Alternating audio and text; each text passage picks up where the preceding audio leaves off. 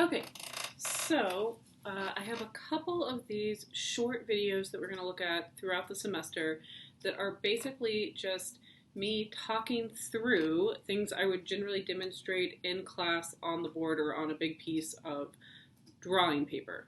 So to simplify this and make it easy for you to review, the slides are available to you in Canvas separately, so you can go back and look at the individual images of each step. And then this is just me kind of talking you through what is happening in these images. So because our first project is drawing en plein air, which as I said means outside, we're going to talk about some different tips and tricks for drawing trees, and then we're going to talk about drawing landscape. Okay, so here's our first plein air trees lecture, and there go a bunch of emergency vehicles making noises in the background. They are gone. Okay. Okay, so basically the first thing that you're going to do is make a series of gesture drawings. I will talk a little bit more in depth about what I mean by a gesture drawing in class, or if you are viewing this as a drawing two-person looking back, gesture drawings are, you probably remember, it's basically just a quick impressionistic sketch. So it's not something super detailed, it's not something we're pulling out and citing and measuring, it's just catching the basic shape of whatever it is you are drawing, okay? So you want to do 6 gesture drawings of whatever tree you've selected. That's thing 1. After 6 gestures, you should be pretty comfortable with the general attributes of the tree, like the shape, the general overall shape of the tree.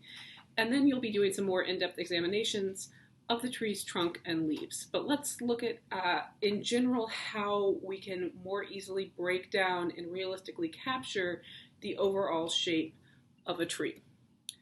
Okay, so the first step is to find the general shape, which, as I said, when you're doing your gesture drawings, you should kind of capture the shape anyway as you're sketching it out. But in this image, you can see we have the finished drawing of the tree, and then on top of it, in the red line there is showing you the basic shape. So that's the first thing. Is your tree kind of ovaloid, like this one on top? Is it more of a triangle? Like, what's the basic exterior shape of the tree? So that's the first thing you do. Generally, when you're beginning a sketch in graphite, you want to start with something light, an H, a 2H, something like that. You'll notice in your drawing kit you have a bunch of different pencils. That's not just so that you have more when you run out. Different pencils create different values or different lightnesses or darknesses of mark making, okay? So you want to start with probably something a little softer than just either an H or a 2H is a good place to start. And that's going to make a really nice light line. Now, if you have not correctly sharpened your pencils yet, go and check out the video on how to sharpen your pencils, okay? You need to use an X-Acto knife so that you have a nice long edge of graphite to work with. So we're concentrating in this phase on the overall contour lines. The contour lines are the outer edges of a shape. With the outer edges defined, we'll next find the smaller shapes within the canopy of the tree.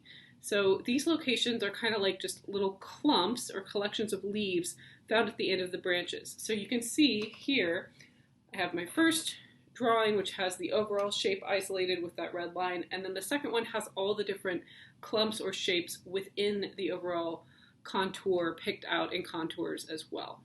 Okay, so when you're doing this in your book, obviously you won't have the completed drawing there. You'll just have a representation of what the red lines look like here.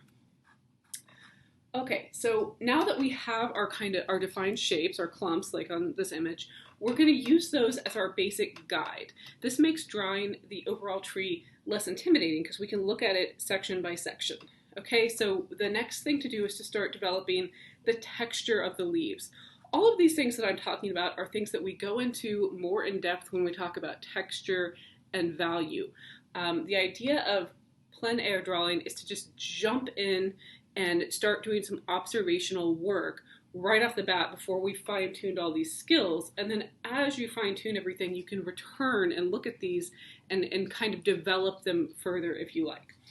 So, as you're developing the texture of the leaves, this is a process that's going to require a little bit of patience, depending on how detailed you want to go. So, you want to take your time, you want to remain fairly consistent in your mark making throughout the image so that it doesn't look uneven or strange. You don't have to draw every single leaf. Instead, we're going to kind of create an illusion of the collections of leaves within each of our little cluster shapes, within each of our little contours that we've picked out. So you think about each clump as a form in and of itself, and you start developing the highlights and shadows, the light spaces and the dark spaces within each clump, right? So organic collections of lines can be used to create this illusion of texture. These lines might be small, kind of squiggly looking lines. They might overlap a little bit, but you want to have an irregular edge. You don't want something that looks super sharp and geometric, because that's not generally how things in nature are. That's not really how trees work, right? So you want to make this kind of irregular shaping around the contours of the tree and leave small open spaces within the canopy, okay? The illusion of texture is created not only by the marks that you're making, the kind of squiggly, irregular, organic looking marks, but it's also through the development of the values. That's the lightness and the darkness and all the grays in between, right?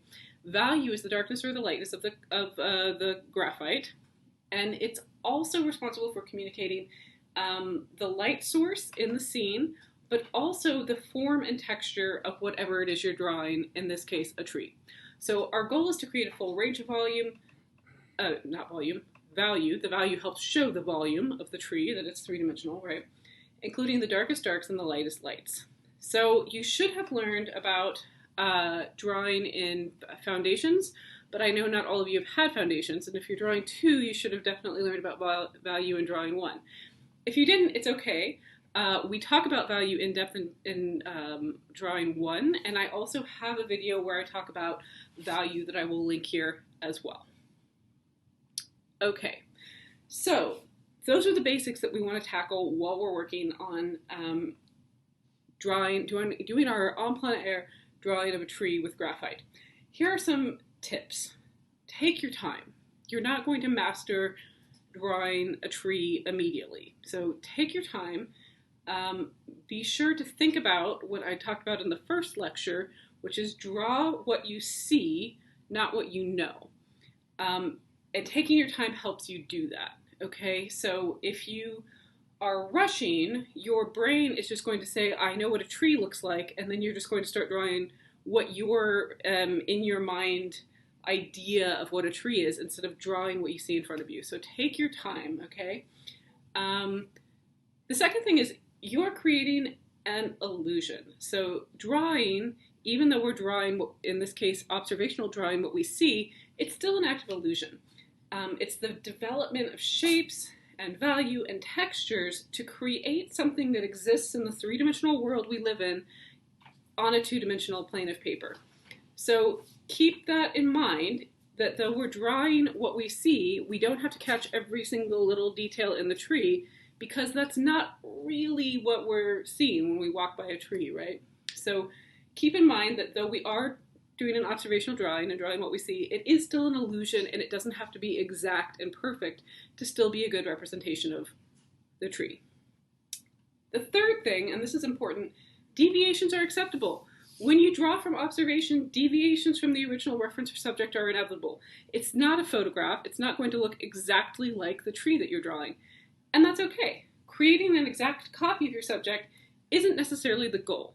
We want to get the essence of what it is that we're drawing. We want to look at this tree and be like, that's the tree you drew.